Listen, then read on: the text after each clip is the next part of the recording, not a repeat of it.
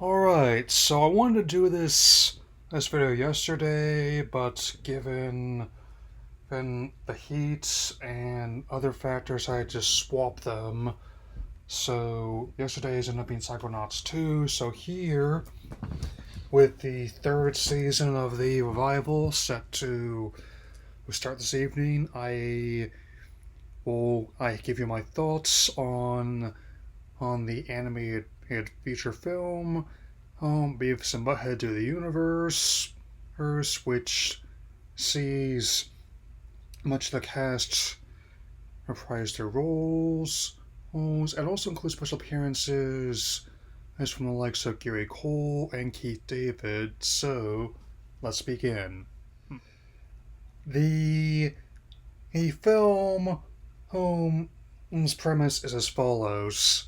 Following a series of comedic mishaps, Beavis and Butthead, during a stay at space camp, end up being sucked into a black hole, transposing them from 1998 into the year of our Maverick Top Gun 2022, having to find their way home to Highland from a governor rally slash barbecue in Galveston, Texas, and also be mistaken for their alien variants from the distant future, who, while vastly more intelligent, are still not above cracking jokes at the expense of others.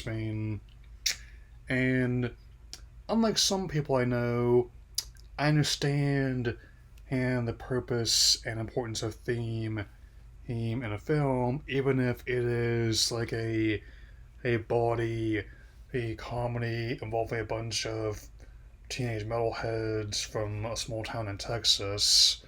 That's where I think part of the enduring legacy of these characters, as much like the previous reboot, which actually was pretty good, but even though it didn't last too long in the early 2010s, and is just a simplicity. In many ways, they're kind of like, and I still often like them being like the Three Stooges of the 90s. He's complete with backhanded insults and a more backhanded dope slap to the face, just like that. And even though I've seen this movie before, so that's why I called this a just like a thought as opposed to like a first viewing thoughts.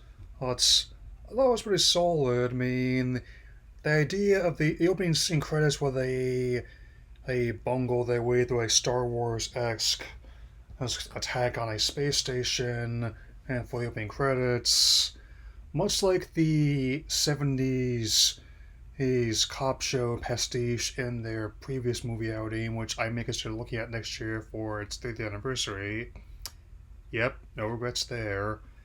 I definitely like how they kept things very consistent, and while also integrating newer elements in a way that makes sense. And it's like how it makes sense that they would someone have to show them how to use a mobile, but of course they go whole hog when using to pay everything from like an order of nachos to like a hotel room, and just barely eluding the authorities by that much. And of course, the scene where they end up realizing that you've got jail, hell, that's the end up inciting a riot on the inside over for Con Julio and his TP. Sometimes it's the simple things in life you treasure. And even in an age where anything and everything is open to reboot, it's the success of this one that gave me confidence in the King of the Hill revival, as with the work of Uncommon Side Effects, and especially he why I'm definitely gonna be keeping up with the third season, and and I can definitely say, hey, that I'm open to more should opportunity arise. I've often made this mention before with just like the comic adaptation alone, but the key to any reboot is knowing what you want to keep and what you want to change. I mean, of course, keeping their persona of these guys not exactly being PhD material will make sense, while also adding in how their experience with the VR headset is not exactly a a up to snuff. I mean, especially like how the title "Virtual Stupidity" alluded to what's easily the best game title with them. It was basically like their version of Maniac Mansion and Ordeal the Tentacle, albeit with a bit more insults and fart jokes at least. Yeah.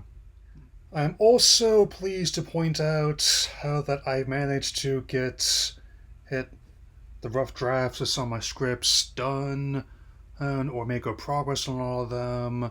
Um, I did see like the Marvel Zombies preview, and there's other ones I want to talk about before then. And let's just say I'm not a bit surprised that they're embracing like making that their first TVMA animated spin-off, given how big a hit Devil Wolverine was last year. Here, especially given how he kind of had to, especially using the comics for frame reference. And I am also going to be talking about how I'm still making no progress with my Ultimate Journeys vlog, my spoiling with those, as well as another Pokemon adaptation that's dropping this week before I get my Molars out. You'll see what it is soon enough. Anyway, that's all I've got to say for now. And I'll see you all again soon. So take care, everyone.